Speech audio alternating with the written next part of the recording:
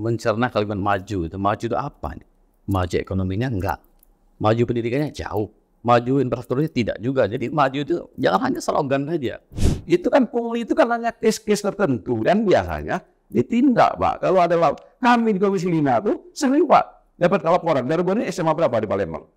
Kalau sekarang kita panggil, ada apa nih? Kadang-kadang kan saya kira masyarakat di Sumatera Selatan ini yang ketika wilayahnya sudah tidak tersentuh oleh pembangunan, dia pasti sudah menentukan pilihan kok. Jadi jangan kita bermanis-manis mulut ya dan lain sebagainya. Kita nggak perlu. Jadi pada podcast Info Indonesia kali ini kita hadir dengan tema politik pilihan kami, pilihan rakyat Sumsel.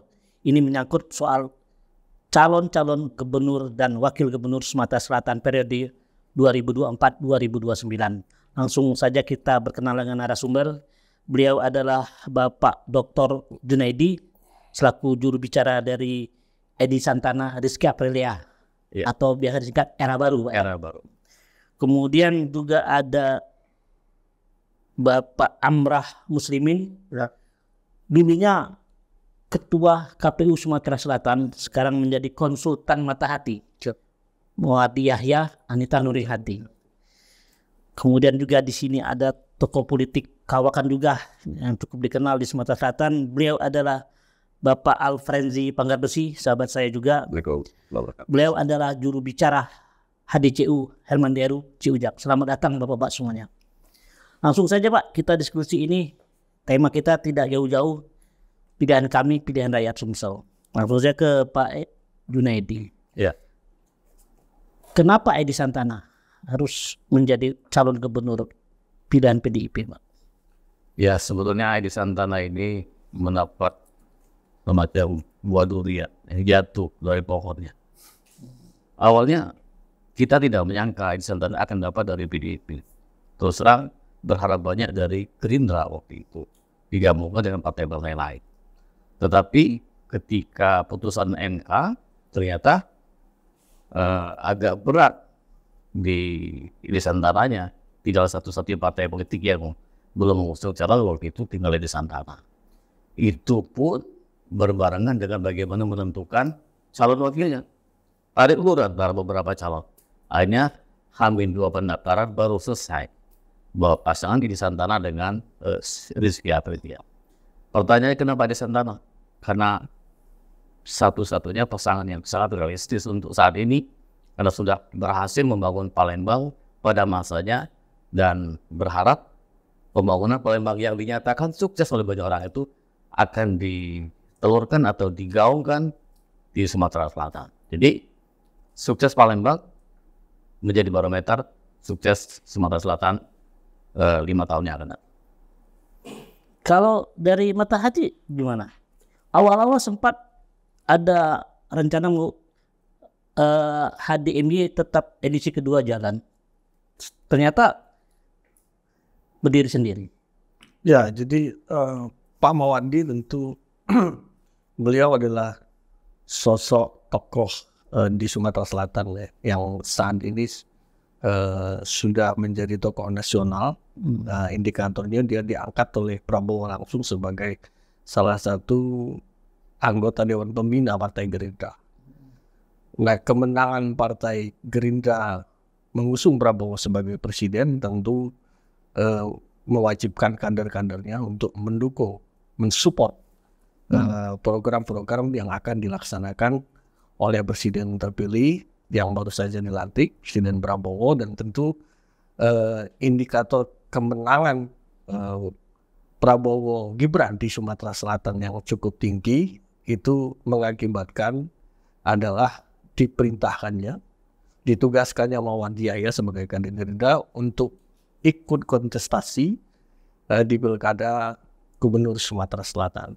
Kemudian dari sisi ketokohan saya kira dari pengalaman Mawandi Yahya dan dibersamai oleh wakilnya, ini adalah perpaduan yang luar biasa. Mawandi adalah tokoh yang punya pengalaman di legislatif, berpengalaman sebagai bupati dan berpengalaman sebagai wakil gubernur. Nah, pertanyaannya tadi, kenapa tidak bergabung dengan kembali bersama HDMY. Ya. Jadi dua. Jadi dua. Jadi menarik itu, saya kenapa salah satu penyebab saya ikut bergabung dengan beliau karena alasan beliau mencalonkan menjadi gubernur itu adalah dia berharap ketika dia jadi gubernur ada peran gebrakan atau terobosan yang dirasanya bisa dilakukan ketika dia menjadi gubernur, bukan sebagai wakil gubernur. Nah itu salah satu kenapa ketika ditanya HDM tidak bergabung lagi menjadi HDM, karena salah satu itu dengan beliau menjadi gubernur, maka peran-peran gubernur itu dirasakan akan lebih maksimal dilakukan, dan tentu tujuannya adalah untuk kesejahteraan dan kemajuan Sumatera Selatan. Kalau dari Bu Mozi gimana? Baik, terima kasih. Pak Herman Deru ini kan incumbent. Iya. Sudah 5 tahun bekerja di periode pertama bersama Pak Wali Yahya sebagai. Pak Herman Deru sebelum memutuskan calon, menjadi calon lagi, tentu harus ada ukuran-ukurannya. Harus ada kalkulasi-kalkulasi. Karena itu sekarang adalah era politik modern, kita harus pakai survei. Kita ingin melihat masyarakat itu masih suka atau tidak. Selama 5 tahun kinerja Pak Herman Deru, selama 5 tahun bagaimana penilaian masyarakat? Popularitasnya, elektabilitas. Karena politik ini tidak bisa emosi, Pak. Politik ini harus rasional. Ketika disurvei, ternyata survei mengatakan lembaga survei Indonesia 90% kinerjanya rakyat puas. Kita ukur popularitasnya ya karena incumbent tentu tinggi. Kita ukur lagi parameter-parameter lain, elektabilitas ternyata tinggi. Artinya masyarakat ingin kembali Pak Herman Deru memimpin 5 tahun. Jadi jelas kita Pak, ukuran-ukuran jelas. Kita rasional di politik, tidak emosional. Gitu. Maksudnya HDCU gimana? Oh ya, tadi ini saya buka secara jujur ya. Iya. Awalnya Pak Herman Deru itu dengan Pak Mawali Yahya kan sangat harmonis. Terbukti 5 tahun kita sama-sama lah tahu di Sumatera Selatan. Tidak ada sedikit pun cekcok atau tidak harmonis. Tidak ada sampai akhir masa jabatan. Tidak ada. Dan karena saya berada di keduanya ya. Di akhir masa jabatan soft landing, kemudian ada keinginan untuk maju kembali hanya jilid 2. Tapi kan sejarah kemudian lain kan. Yeah. Kemudian Pak Mawali Yahya mengambil keputusan politik sendiri untuk maju, kan tidak bisa menghalangi kan. Tentu sebagai politisi, tentu Pak Mawali juga banyak hitung-hitungan kan, dan punya cita-cita juga mungkin. Jadi setelah itu kita harus ada opsi lain kan. Setelah kemudian kita kalkulasi lagi, ada satu figur bupati yang cukup populer, kemudian berdasarkan kalkulasi ada geopolitik yang kita hitung, kemudian ada kesamaan kemiripan antara Pak Herman Deru dan Pak Ciu Ujang kan sama-sama pemimpin yang sering turun ke bawah, suka terjun ke bawah dan begitu merakyat lah, karena mereka lahir dari rakyat, dari bawah, dari seperti kita umumnya dari desa dan biasa berkomunikasi dengan masyarakat sangat cair. Tidak ada seperti jarak dengan masyarakat. Tidak pemimpin seperti itu. Kalau pemimpin itu kan seperti priai kan. Ada jarak dengan masyarakat. Ini tidak ada jarak. Jadi hitung-hitungannya setelah itu dilakukan komunikasi politik dengan Pak CEO. Ternyata beliau juga mau dan naik kelas kan. Sebenarnya Pak CEO itu punya ada satu kesempatan untuk jadi bupati hak kan. Tapi dengan pendekatan persuasi kemudian satu kesamaan visi misi untuk membangun Sumatera Selatan ini ya klop dan menjadi itu akan menjadi pasangan calon sampai sekarang. Begitu. Ada keinginan dari Pak Wardi ingin kutipan dari Pak Amrah tadi ingin memberikan sesuatu yang lebih untuk Sumatera Selatan. Apakah selama ini kesempatan itu tidak diberikan? Ya, memang seperti itu ya. Yang namanya pemerintahan yang ada kepala daerah dan wakil kepala daerah Itu si wakil kepala daerah itu sudah diatur memang hanya membantu tugas pelaksanaan gubernur. Jadi sebenarnya peran dari seorang wakil gubernur itu tergantung kepada kebijakan dari gubernurnya. Apakah dia mau memaksimalkan peran wakil itu atau tidak. Nah tentu dengan segala keterbatasan itu, ya walaupun tadi disampaikan kita memang menganggap selama ini kita sangat harmonis ya. Tidak ada gesekan sama sekali kita bekerja. Tapi kan tentu ada hal-hal yang mungkin yang diinginkan oleh Pak Mawardi yang belum dirasanya ketika dia jadi gubernur dia bisa melakukan itu. Nah, jadi dasar itulah sebenarnya bukan soal dasar ingin merebut kekuasaan, karena saya lihat Pak Mawardi sudah cukup, oleh tiga calon ini sudah cukup lah, tidak perlu lagi kita hitung ya soal apa ekonomi dan lain sebagainya. Memang tiga-tiganya ini memang sedang mengupayakan merebut hati pemilih, dan ketika dia terpilih saya pastikan mereka akan mengabdi sepenuhnya kepada Sumatera Selatan. Artinya memang terpisah karena kepentingan politik ya? Iya. Bukan kepentingan pribadi? Bukan karena kepentingan politik. Pengabdian dan kepentingan politik. Kalau dari Pak Edi Santana, beliau sempat mengatakan geram atau gerah dengan pembangunan Sumsel yang tidak berjalan. Memang menurut dari pandangan era baru seperti apa sih? Begini ya, ekspektasi tinggi yang diberikan oleh masyarakat terhadap gubernur sebelumnya, sebut saja ADMY ya, kalau dibandingkan dengan pada masanya Alex Nurdin itu jauh. Pembangunan zaman Alex Nurdin itu kan serta-merta banyak, kemudian nasional dan internasional. Nah, masuknya pasangan ADMY kemarin, rata-rata pembangunannya datar-datar saja, tidak ada yang spektakuler. Ya jalan biasa. Tidak ada yang besar-besar ya, tidak ada yang menggema menjadikan Palembang atau Sumatera Selatan ini menjadi lebih dikenal di dunia internasional.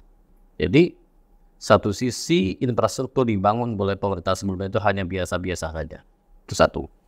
Kedua, kalau dari tim kami berharap itu ada perbandingan antara antara Alex Nurdin dengan ADMY kemarin. Mestinya kalau Alex Nurdin nilainya 7 atau 8, ya ADMY setidaknya mendekati itu. Ternyata jauh dari harapan.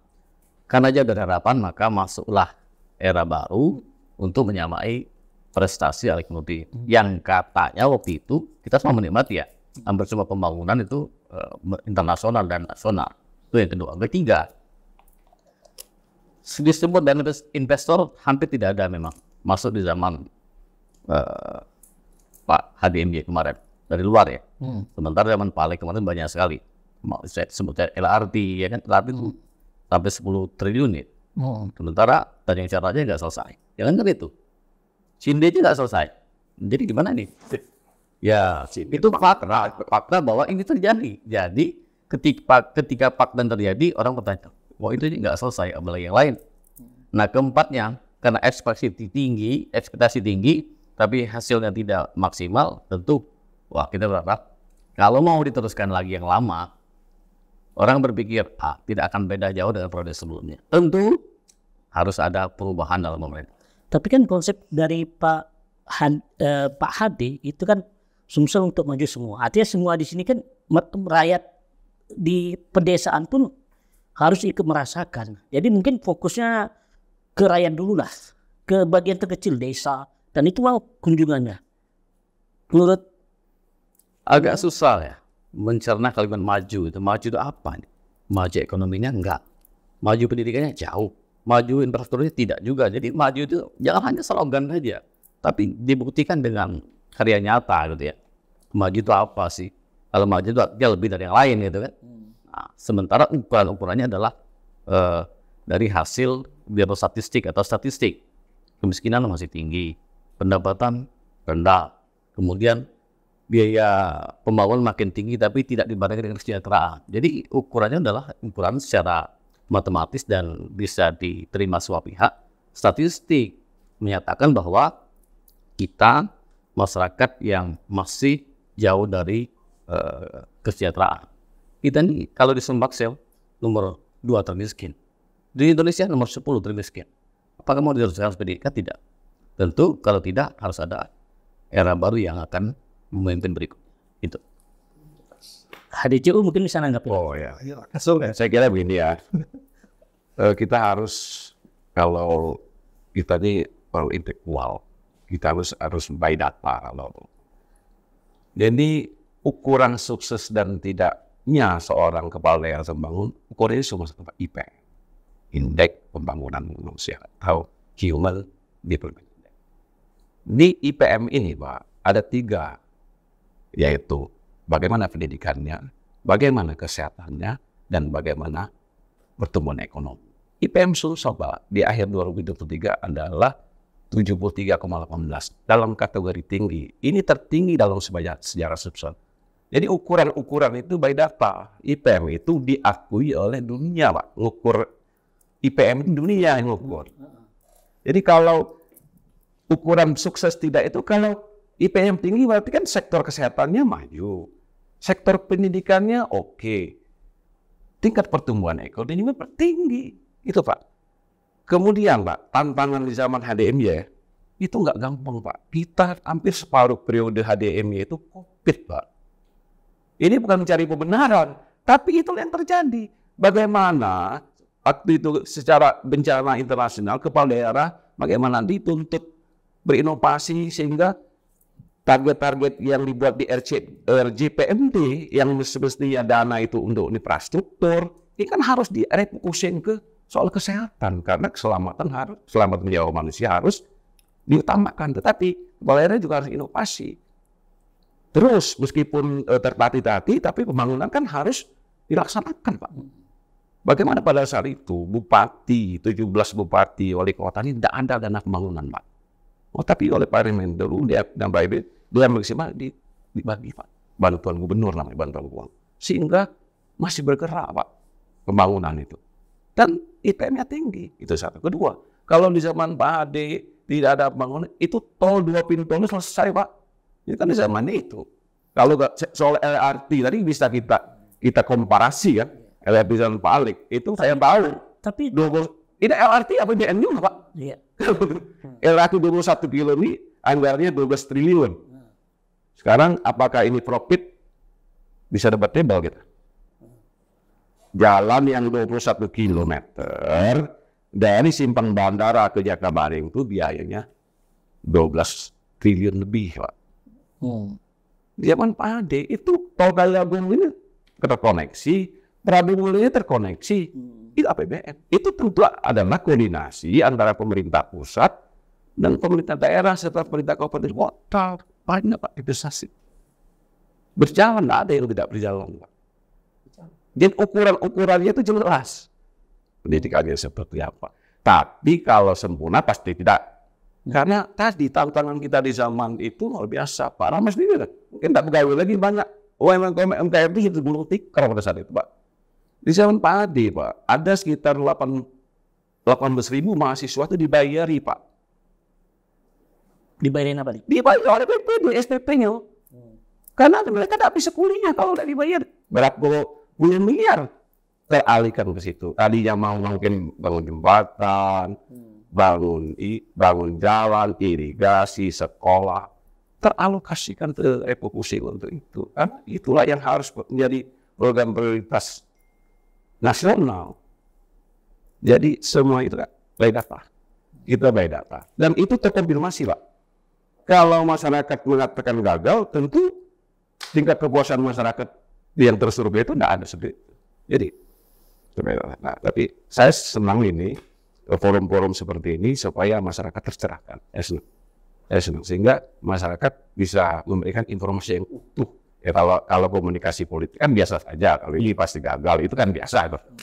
Ya tak mungkin dia muji Pak Edi Santana, muji Pak Hadi kan. Kalau Pak Edi muji Hadi itu nggak mungkin kan. Nah, tapi ya tugas-tugas kita ini memberikan data yang betul-betul objektif, gitu Pak. Kalau bicara objektif, emang semaju apa nih Pak Umadi yang melihatnya? Saya kira begini, memang sebenarnya debat kemarin itu ketika diturunkan levelnya ke debat ini sebenarnya sama.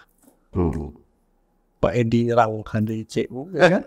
Nah, Mawardi ini melihatnya itu pada posisi yang proporsional saja.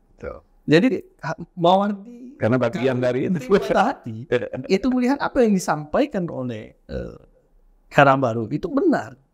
Karena tadi kan sudah disampaikan oleh Benarnya di mana? belum selesai saya katakan. Iya. Ketika dia mengatakan ada persoalan infrastruktur, betul ada masalah.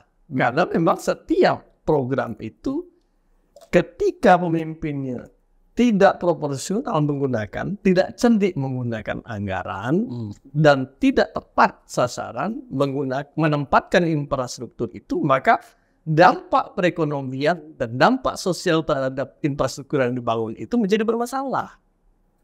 Nah, itu disampaikan itu ada juga pembenarnya, tapi ketika kita juga tidak bisa menyalahkan ketika DCU mengatakan bahwa indikator dari nilai itu ya IPM, ya kan?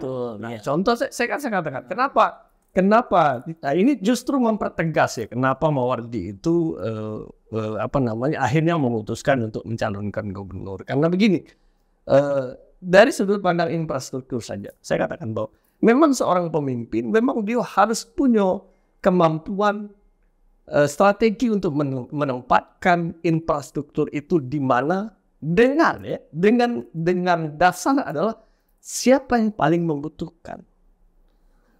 Saya minta maaf ini kepada siapapun yang merasa keberatan dengan statement ini. Contoh misalnya, pembangunan jalan dari Pali ke Musirawas itu kalau ditanya di sepanjang Pali sampai Cecar kepada masyarakat di sekitar ini, pasti Pak Herman Deru dipuji. Tapi ketika kita tanyakan bagaimana jalan di SP Padang yang sudah berpuluh tahun jadi kubangan, yang di ujungnya ada pusat ekonomi yang sekarang penduduk selapan itu beralih dari penebang pohon mengelola kayu sekarang lebih banyak menjadi nelayan. Nah, itu menjadi kontradiktif. Maka debat ini kalau saya mengatakan, saya tidak ingin menjelek-jelekan orang, tapi proporsional. Siapapun nanti gubernurnya harus melihat, kalau mau jalan mana wilayahku yang paling penting. Bukan soal siapa yang milih saya. Mana yang paling membutuhkan. Masyarakat oke lebih membutuhkan, taruh jalannya di oke. Di situ ada sumber ekonomi yang bisa dibangun. Baru jalannya di sana. Begitu juga pendidikan. Pendidikan oke, IPM kita tinggi. Tapi fakta di lapangan masih ada juga carut marut. Iya kan? Sistem pendidikan kita sekarang ini jauh ketika dibandingkan dengan negara-negara yang sudah menganut sistem pendidikan yang profesional. Saya ini pengajar, saya dosen, saya tahu persis bagaimana ketimpangan antara institusi universitas negeri dan swasta. Nah, pertanyaan saya, apakah selama ini menjadi prioritas, menjadi perhatian pemerintah pada pendidikan-pendidikan swasta? Bagaimana NU Muhammadiyah membangun gedung sendiri, membayar honor guru sendiri, membayar dosen sendiri? Betapa banyak kontribusi ormas itu kepada Sumatera Selatan. Harusnya siapapun gubernurnya harus tegak, hormat kepada ormas itu. Ini yang memberikan kontribusi dan memberikan support. Itu jadi melihat selama ini melihatnya Pak MY puas tidak dengan pembangunan yang ada sekarang? Saya pastikan sebagai wakil gubernur selama memimpin, selama mendampingi Pak Herman Deru, dia sudah melakukan tugas sebagai wakil gubernur. Ya. Tapi dari sudut pandang hal-hal yang mungkin dia bisa lakukan ketika dia jadi gubernur, itulah yang menjadi dasar beliau menjadi gubernur. Kenapa dia menjadi gubernur? Secara politik, Pak Mawardi layak untuk dipilih menjadi gubernur. Kenapa? Karena presidennya adalah Prabowo Subianto dari Partai Gerindra. Maka secara politik juga, seorang gubernur yang berasal dari Gerindra itu akan lebih bisa menyampaikan aspirasi-aspirasinya sekaligus dia mendukung program-program yang dipastikan menjadi prioritas Presiden Prabowo. Tapi Pak Edi juga dari Gerindra juga. Ya betul, 5 tahun jadi anggota DPR Iya. RI dari Gerindra. Masih kan? Masih kan? Enggak lagi, sekarang anggota PDIP. Nah, Karena situasi politik terakhir. Ya, nah. karena memang Gerindra lebih memilih Mawandi ketimbang Pak Edi, itu fakta, nggak bisa Ya. dipungkiri ya. Sekarang ke Pak Junaidi nih, apa sih keresahan dari seorang Edi Santana melihat Sumatera Selatan hingga memang saya harus jadi calon gubernur Sumatera Selatan nih, dan alhamdulillah dapat perahuannya dari PDIP. Ya. Walaupun cuma satu partai yang mendukung, kita tidak risau. Begini ya, kami ya sudah membayangkan bahwa periode kedua itu biasanya tidak akan serius di periode pertama. Nah, periode pertama saja kita sudah mengukur tidak seelok yang kita bayangkan, apalagi periode kedua. Kan gitu. Tadi dibilang soal COVID, semua COVID internasional dunia. Tapi banyak beberapa negara yang kembali membangun dan pendidikan juga baik-baik saja. Kita tidak bisa menyalahkan COVID. COVID itu internasional tentunya. Nah, intinya adalah kenapa beliau maju? Karena merasa bahwa kalau di antara keduanya terpilih tidak sesuai dengan ekspektasi yang diinginkan. Kami ingin sempurna. Kami ingin sesuatu yang lebih Sumatera Selatan ini. Tidak biasa saja tapi luar biasa. Nah, di periode pertama, saya sebut saja kemarin, ya tidak ada yang luar biasa menurut kita. Ketika di periode kedua, hampir dipastikan, biasanya periode kedua juga tidak serius. Maka sudah saatnya era baru yang menjadi pemimpin ke depan. Jadi kedua. Ketiga, disebut infrastruktur, kita jauh tertinggal. Padahal kita cukup tinggi. Sepakat dengan teman nomor 3 tadi. Jalan itu mana yang lebih penting sih? Di Cengau atau di Cicar? Kalau mau diukur waktu itu Hadi sudah berkunjung sana dengan dada-dada gitu ya. Saya akan bangun jalan di sini. Ada janji, ada di TikTok. Saya menyaksikan langsung di TikTok. Sampai berakhirnya enggak ada.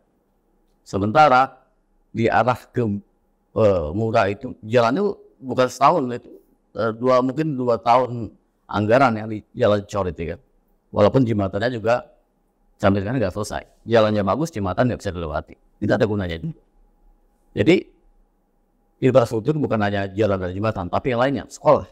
Pertanyaannya, adakah sekolah, katakan sekolah SMA negeri yang menambah selama 5 tahun? Menurut saya nggak ada ya. Misalnya SMA negeri berapa, nambah 1 di Palembang, atau di Pagar Lama, atau di mana, nggak ada yang nambah. Artinya apa? Gak benar orang sekolah. Artinya numpuk ke swasta kan?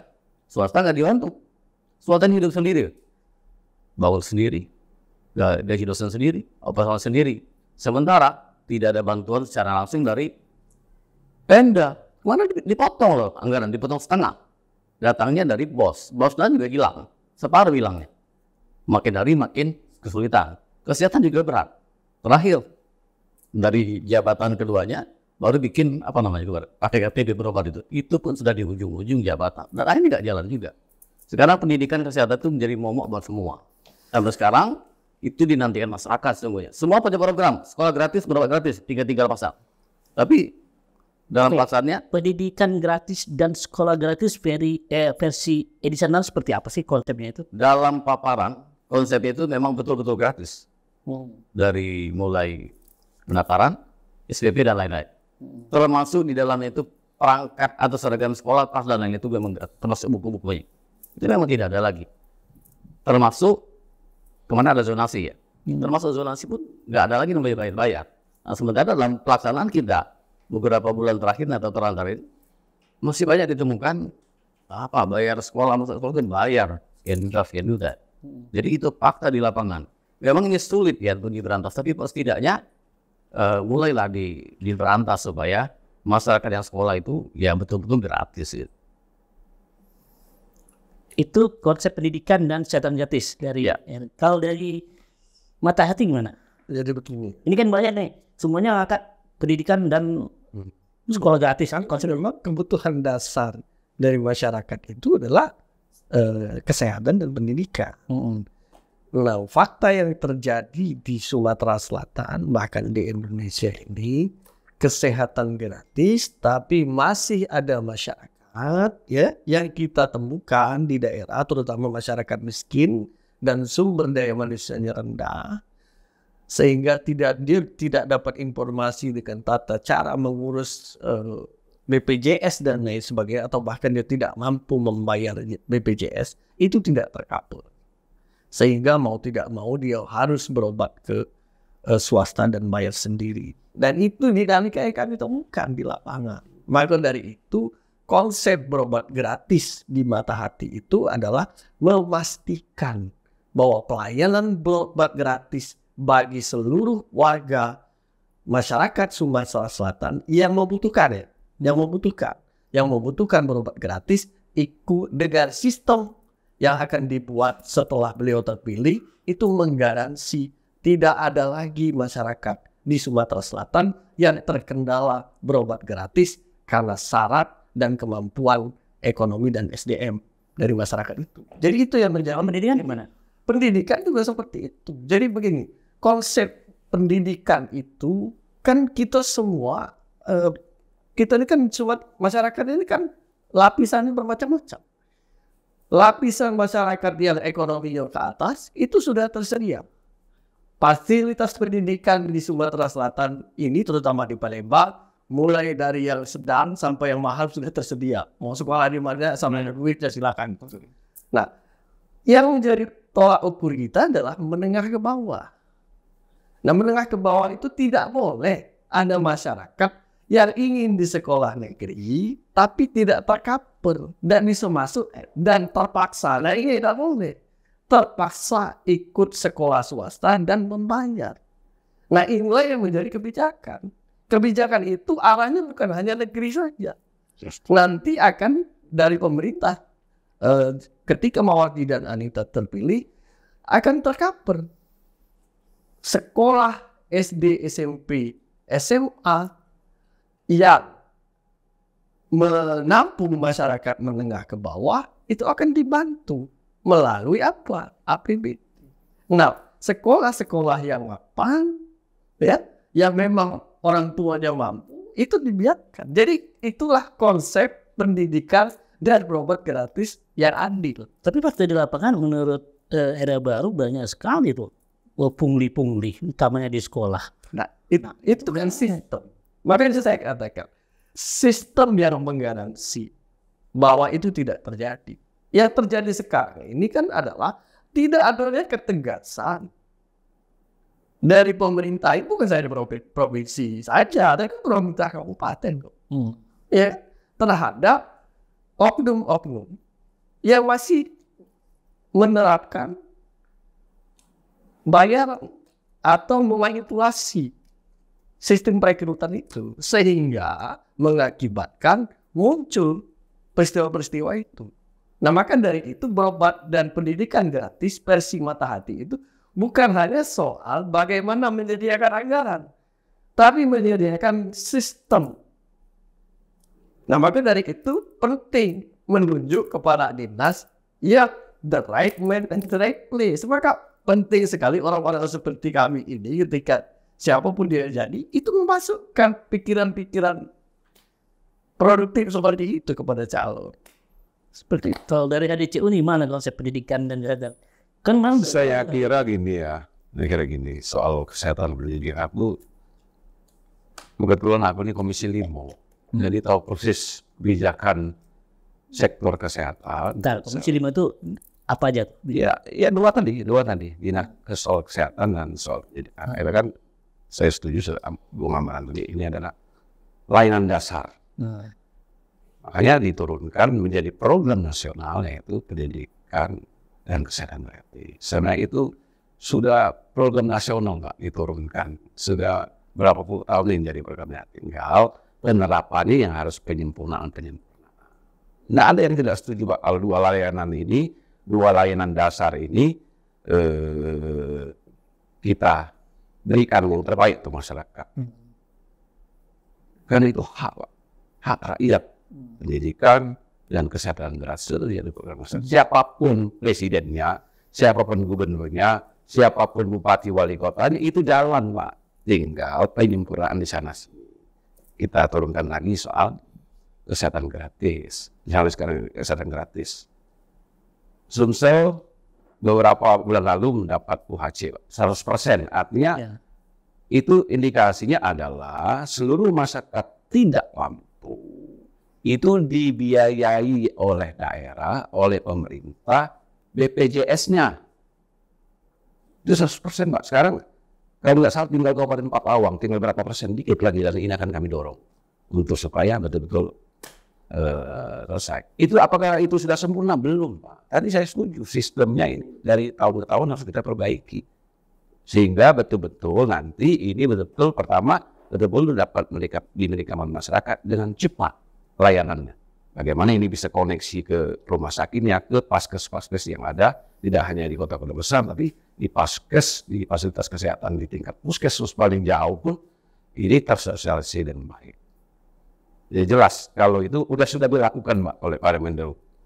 Buktinya kita dapat universal health coverage itu dari BPJS Pak. Artinya masyarakat 100% yang kurang mampu terapel oleh BPJS. Karena kan JKN, kalau dulu kan boleh Kak, masih ada jam cash dat. Sekarang nggak boleh karena undang-undangnya harus diintegrasi lewat BPJS. Gitu. Kalau pendidikan saya setuju, pendidikan gratis. Tapi yang berkeadilan Pak, gratis itu. Nggak bisa kita uyah. Semuanya gratis. Ada yang kaya, ada yang miskin. Malah kita gratiskan Pak. Nggak mungkin Pak. Ada betul katanya. Ada sekolah-sekolah pilihan-pilihan yang misalnya ada orang pusat, anak wali kota, anak kepala dinas, masa dia harus gratiskan semua fasilitas sekolah itu. Pak Herman Deru menyempurnakan itu dengan sekolah gratis, tapi yang berkeadilan.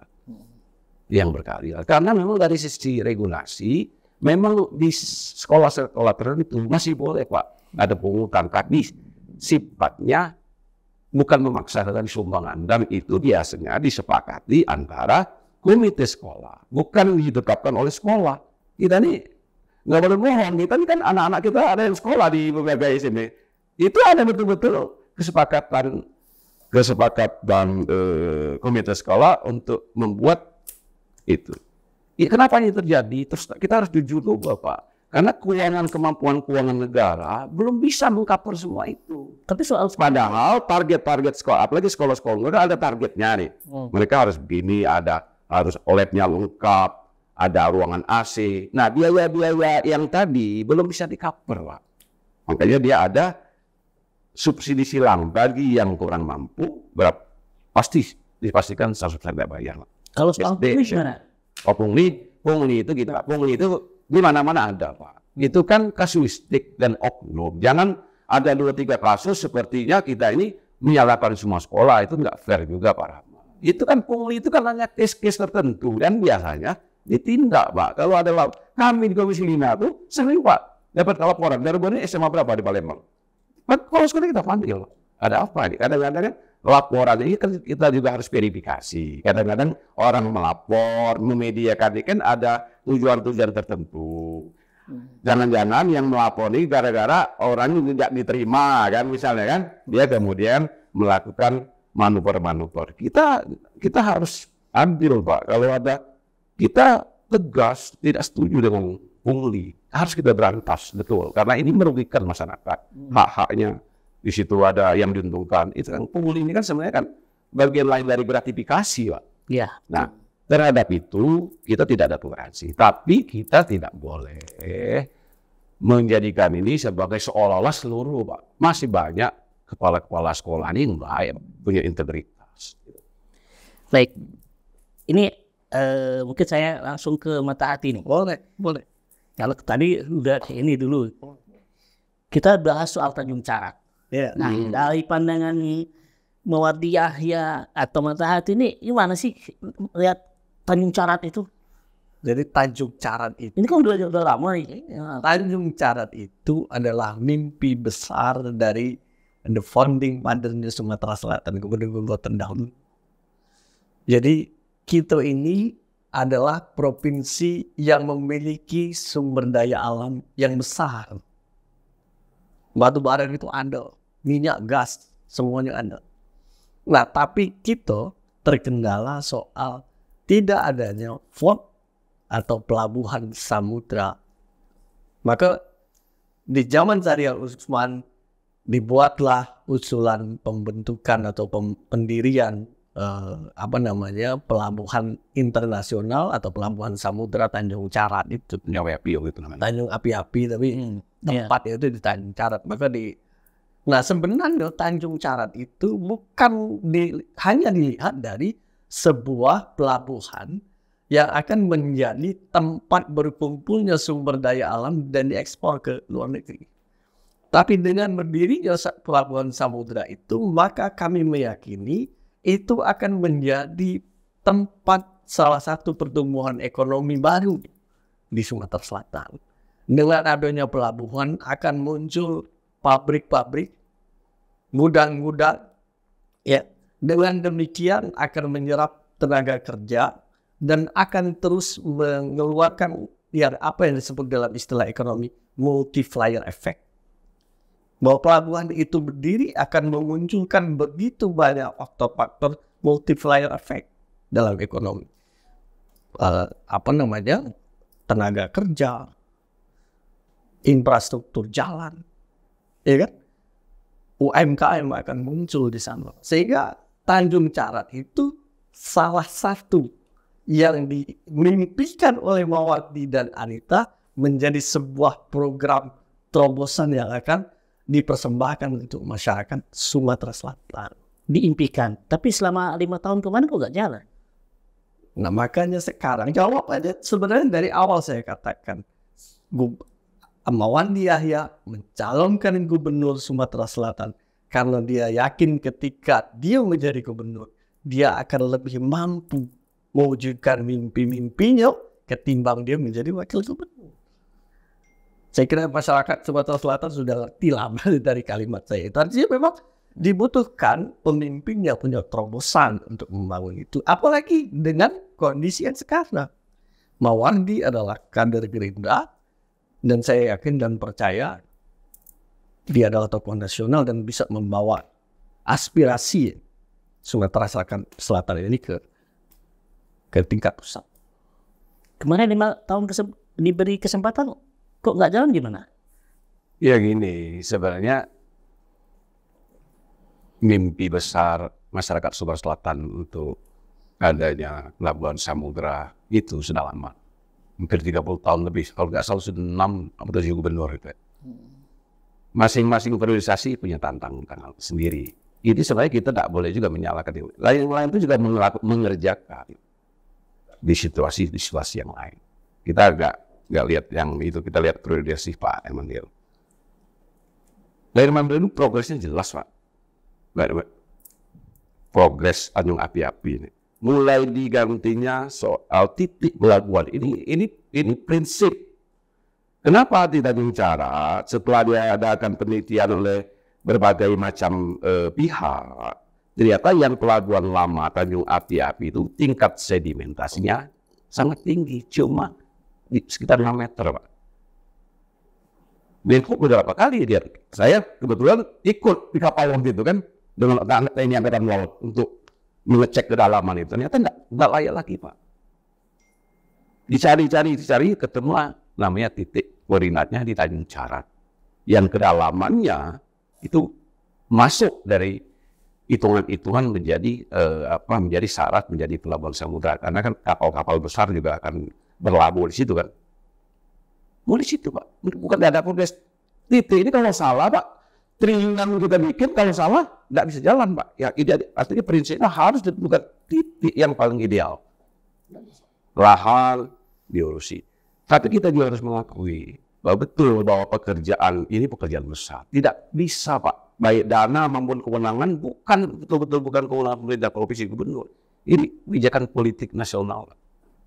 Nggak bisa gubernurnya ngotot tapi ini berproses. Saya ingat di akhir tahun kita bisa dicek di Google Media, Pak Menhub waktu itu Budi Karya Sumadi berjanji akan groundbreaking di Oktober 2023. Jelas Pak itu Pak. Artinya kalau seorang menteri sudah menyatakan akan groundbreaking 2023, Artinya persyaratan-persyaratan lahan itu kan sudah oke. Kayak pelabuhan di Sulawesi, di Makassar Port itu kan seperti itulah. Itu Makassar Port itu Pak 3 tahun baru selesai. Artinya kenapa ini kemudian tertunda? Kemudian pilpres Pak, kita tidak tahu. Ini kan konstelasi politik nasional pada saat itu, di mana posisi kan kita tidak usah dijelaskan. Tetapi jelas Pak, progresnya jelas. Kita lihat aja di Google, Pak Menhub menyatakan akan groundbreaking. Artinya syarat-syarat itu sudah jelas. Artinya progres itu sudah dijalankan. Enggak ada. Ini kita semua Pak sangat berharap. Karena saya bukan orang ekonomi ya, tapi saya bisa ngitung secara kasar ya, secara kasar dan agak saya sederhanakan. Karena saya dapat bocoran dari Pak Benda, itu sebenarnya untuk membangun itu sekitar 6 triliun sudah. Itu separuh dari bangun LRT Pak biayanya. Oke, separuh dari bangun LRT bisa kita bangun sekitar 6 triliun, kita bisa bangun Tanjung Cara. Ini betul-betul, tapi kan kalau 6 triliun kan nggak mungkin APBD kita di situ Pak. Iya. Kalau groundbreaking dilontarkan Menhub, artinya kemarin udah siap. Nah, faktanya kok nggak? Ya, kan Menhub Pak. Kemudian Pak Herman ini kan terakhir Pak dengan Pak Herman. Itu Pak. Sementara ini juga jadi prioritas pembangunan. Ya Pak Edi juga ada di sini Komisi 5 kan.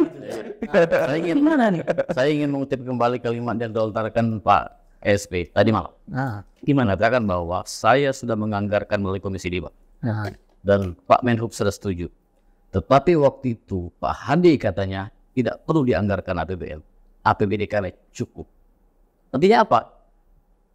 Pak Hadinya tidak setuju dengan Enggak mungkin lah, itu enggak logis Pak. Masa enggak bisa kalimat yang Pak Rio dari Pak Edi Santana. Dan Pak Beliau saya juga salah, komunikasi politik misalnya gitu enggak bisa diverifikasi Pak omongan gitu kan. Tapi yang kalau groundbreaking kita bisa dilihat di Google. Dan itu kan itu kalimat dari Pak SP lah. Nggak bisa dimana, semua orang menyaksikan kan.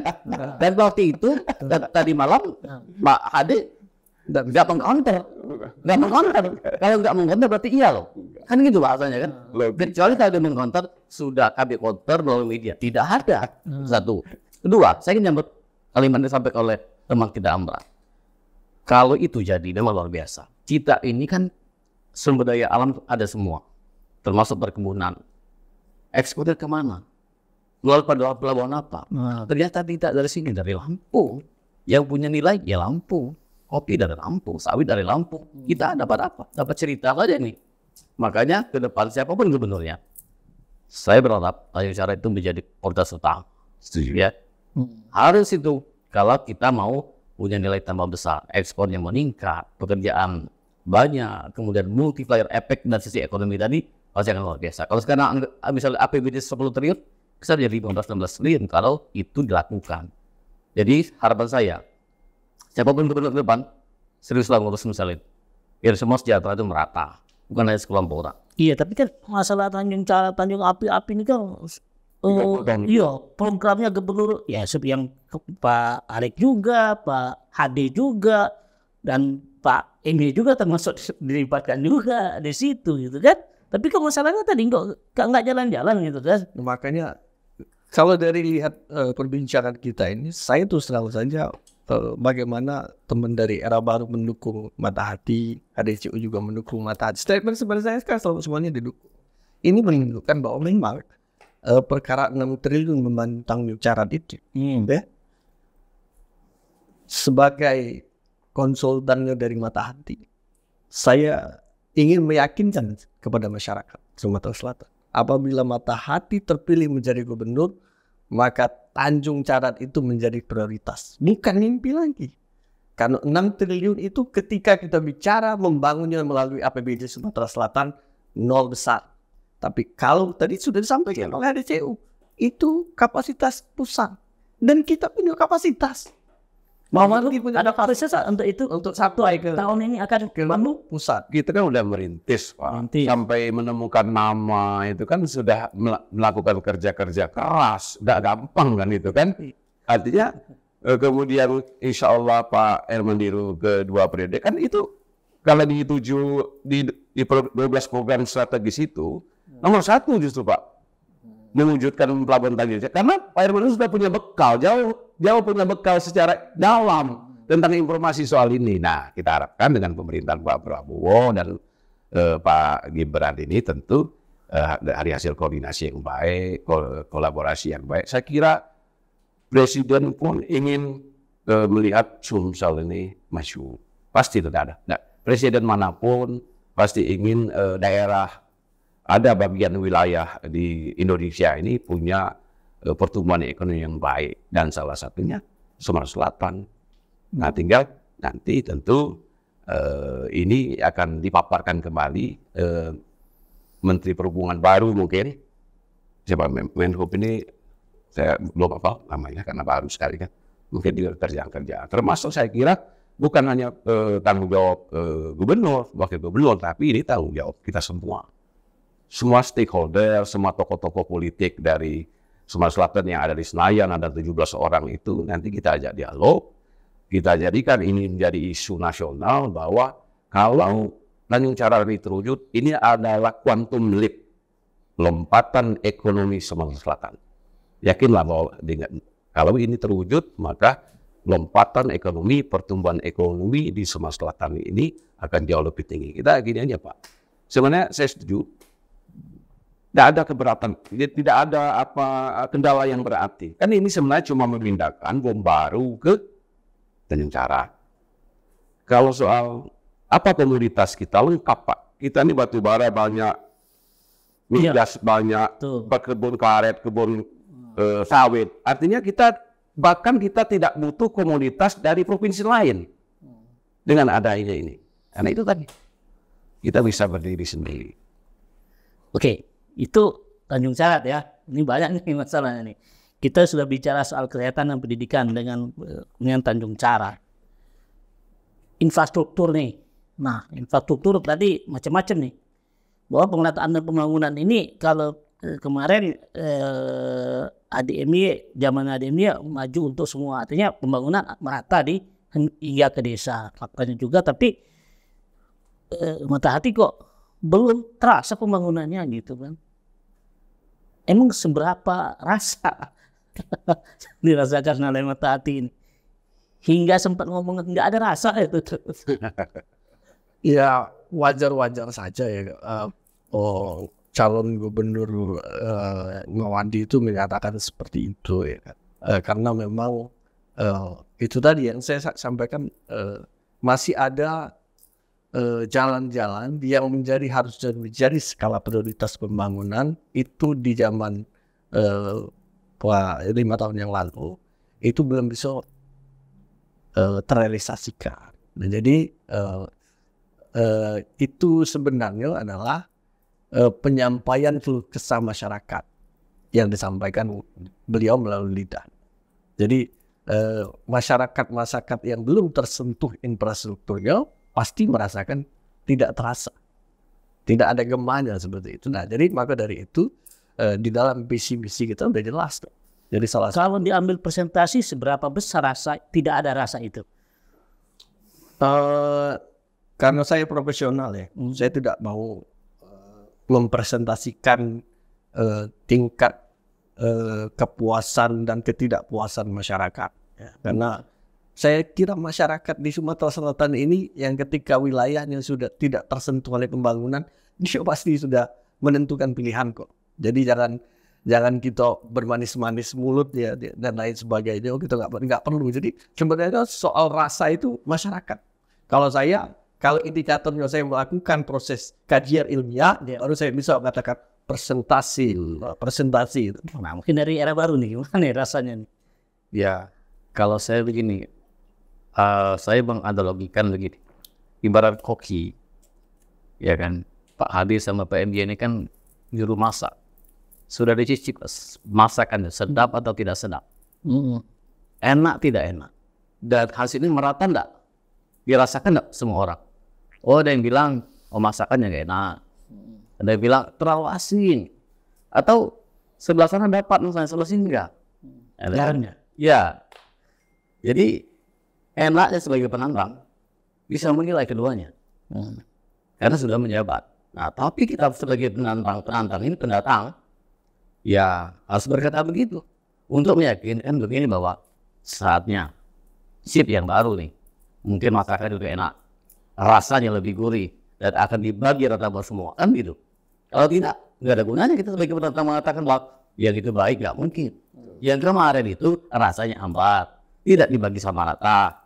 Yang maju yang mana sih? Oh, kelompok yang maju itu. Ini enggak. Kita berharap era kita, era baru, era perubahan, semuanya maju. Gitu Pak. Artinya di sini memang Anda era baru melihat pembangunan yang ada ini hanya dinikmati sebagian atau gimana? Saya tidak bisa mengatakan sebagian. Ada sekelompok. Kalau tentu yang tidak merasakan pembangunan ini. Ya sebut saja Cengal tadi. Jalannya udah bertahun-tahun rusak, udah tahu berkubang gitu, nggak disentuh. Itu fakta tuh. Sudah viral di mana-mana, nggak disentuh. Cuma datang aja gitu kan. Datang berjanji lalu nggak dibangun. Ini contoh sederhana saja. Nah, atau katakanlah di desa-desa itu jalan setapak-setapak itu bukan dari APBD provinsi loh kebanyakan, tapi dari APBD kota kabupaten plus ditambah dengan dana desa ya kan. Nah, provinsi di mana? Tadi mungkin bukan bagian dari provinsi, tapi setidaknya ada ukuran seberapa panjang provinsi menambah jalan baru, bukan merehat jalan lama loh. Pertanyaan berikutnya adalah seberapa panjang jalan baru itu yang dibuat membentang misal dari mana ke mana.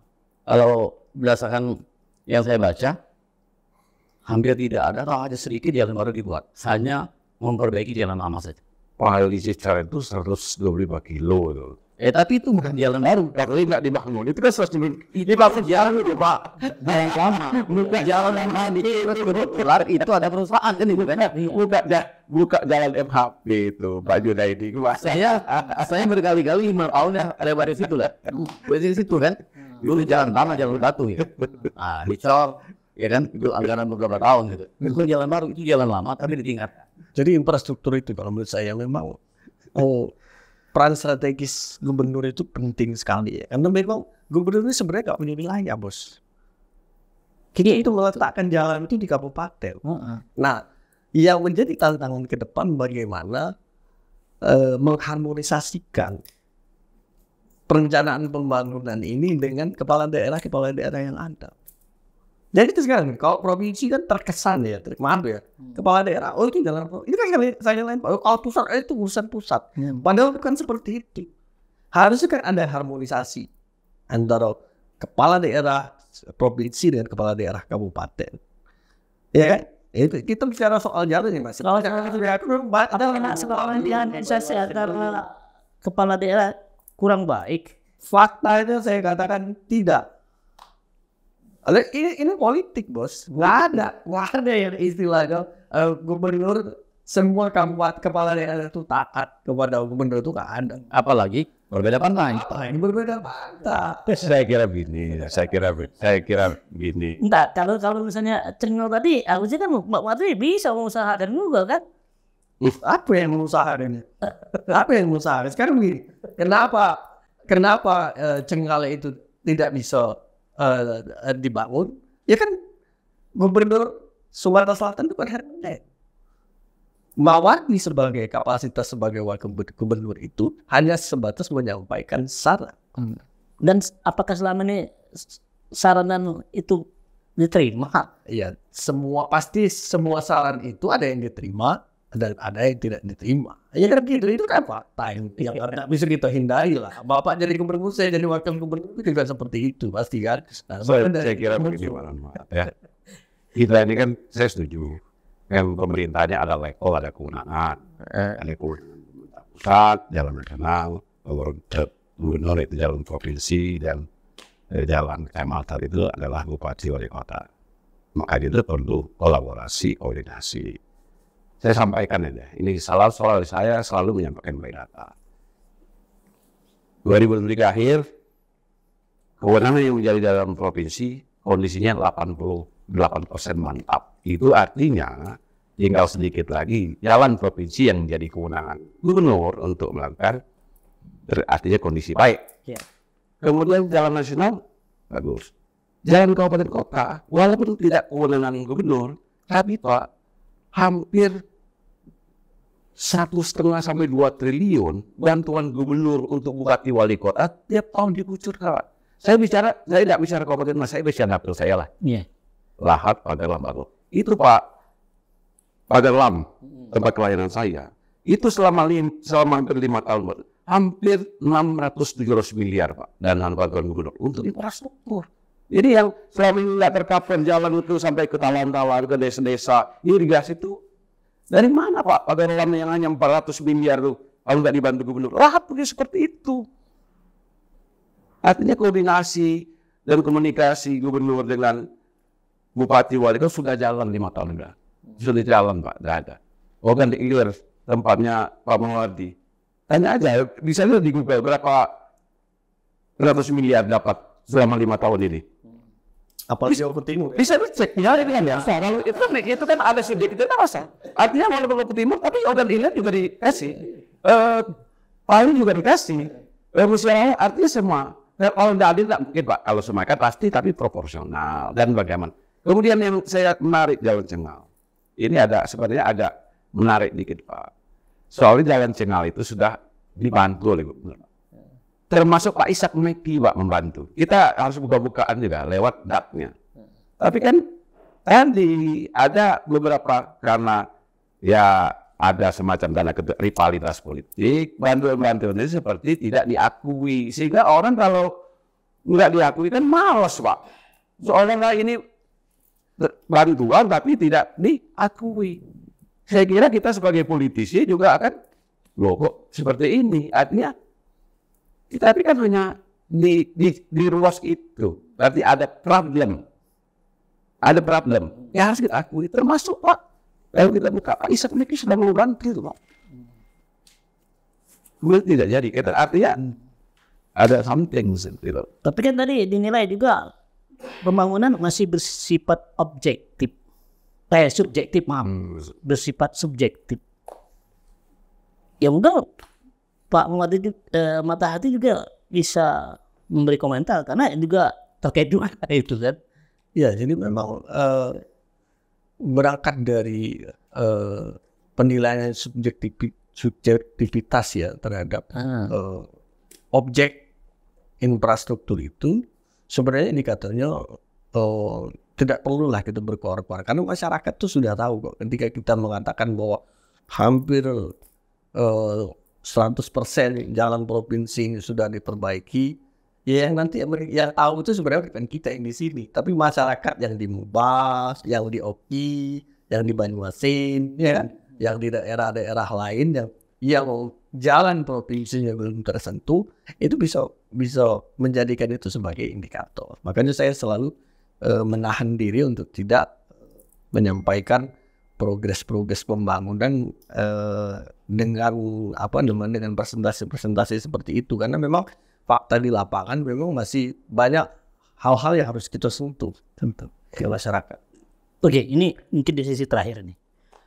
Dari hasil kunjungan Era Baru, Matahati, HDCU, mungkin saya pengen ada Era Baru. Apa sih progres yang harus nantinya kalau memang terpilih yang harus dilakukan? Ini terkait dengan program 100 hari mungkin. Ya, dari sekian banyak yang kita lihat petani, nelayan, dan buruh ya, kebanyakan ya, dari tiga itu menjerit karena harga komoditas murah, sangat murah, ya kan. Kemudian sawit naik turun.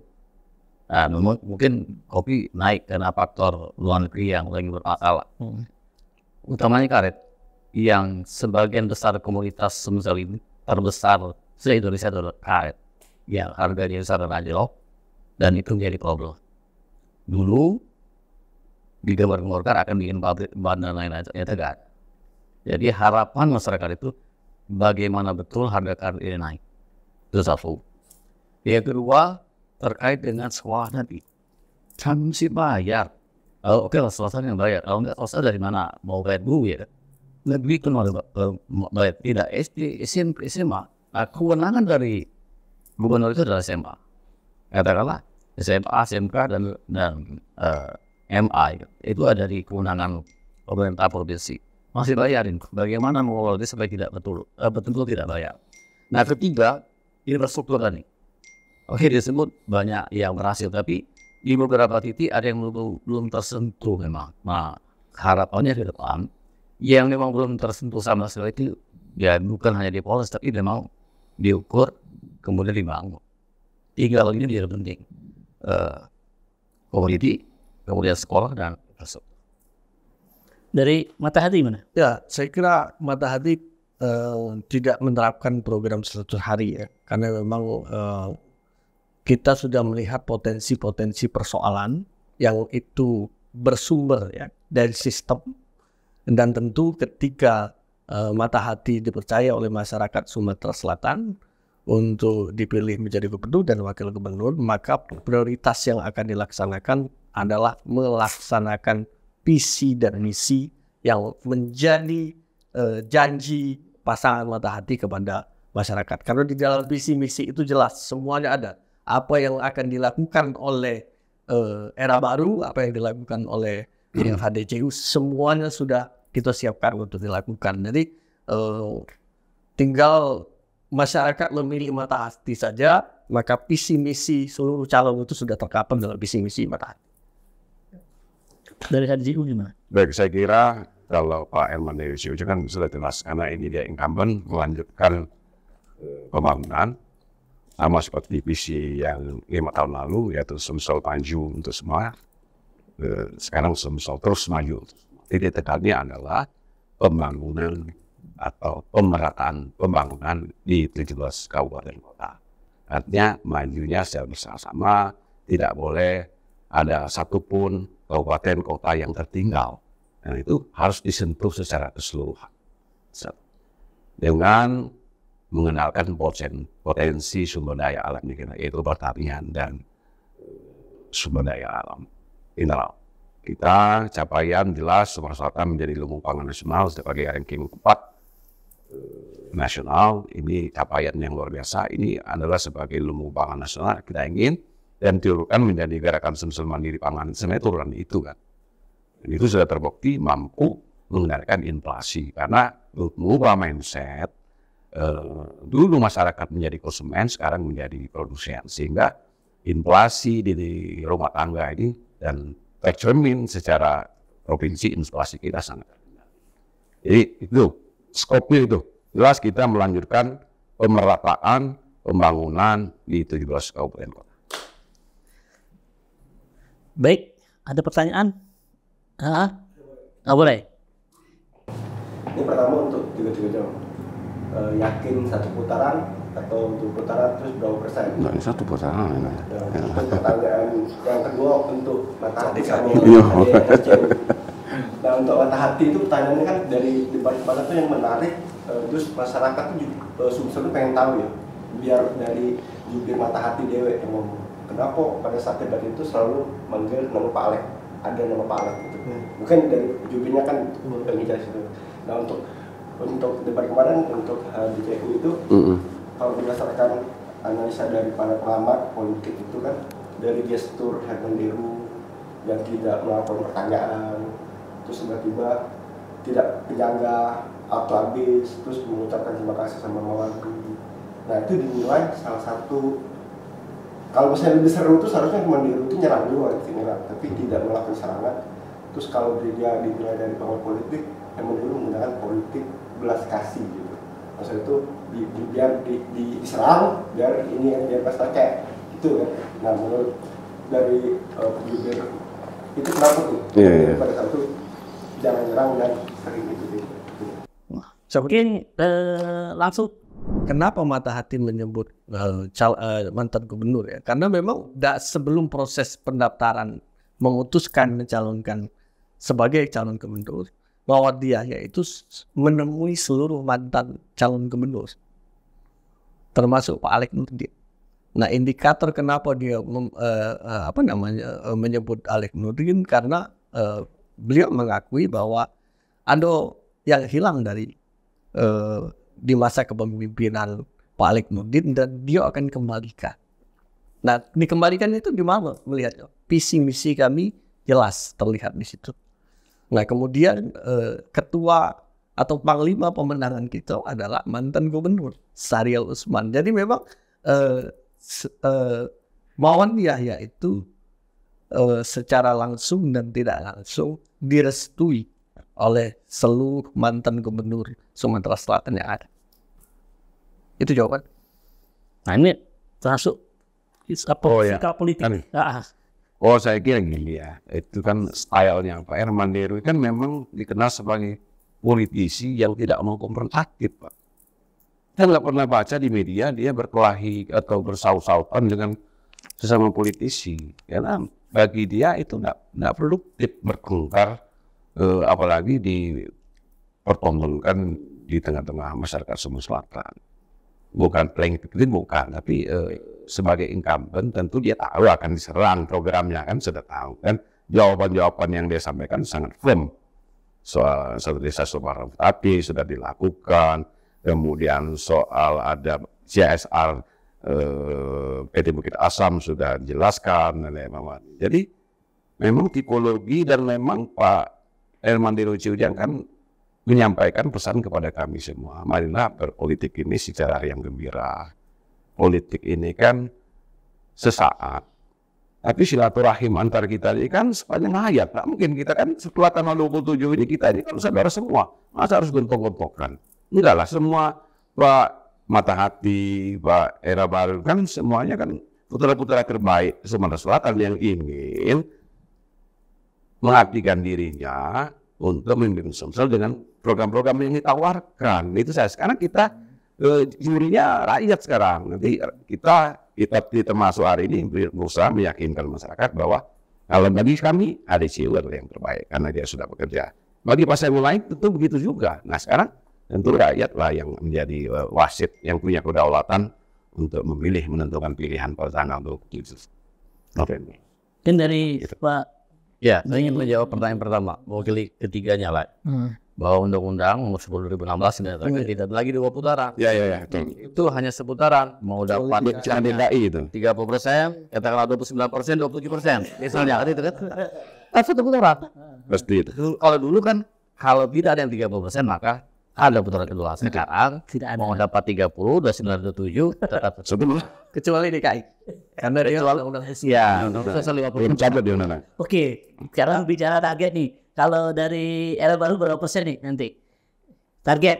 Ya, sebetulnya nggak muluk-muluk sih di atas keduanya loh. Tapi kalau survei internal kita memang kita masih berada di nomor 2, ya kan? Tapi tidak saya buka angkanya.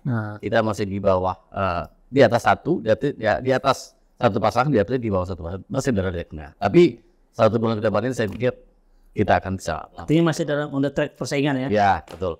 Dari ADCU berapa persen nih? Ya kita optimis. Nanti kalau kita sebut persentasenya dikatakan kita sombong. Tapi kita optimis menang lah dengan kalkulasi. Ini semenang kan? Dan kita beda tipis dengan sombong. dan selalu kita rekam ya optimis kan. Optimis itu bukan sombong. Optimis itu semangat lah. Semangat antara itu kan. Artinya insya Allah kalau Allah berkehendak dan rakyat memberikan mandat lagi ke Pak Herman Deru.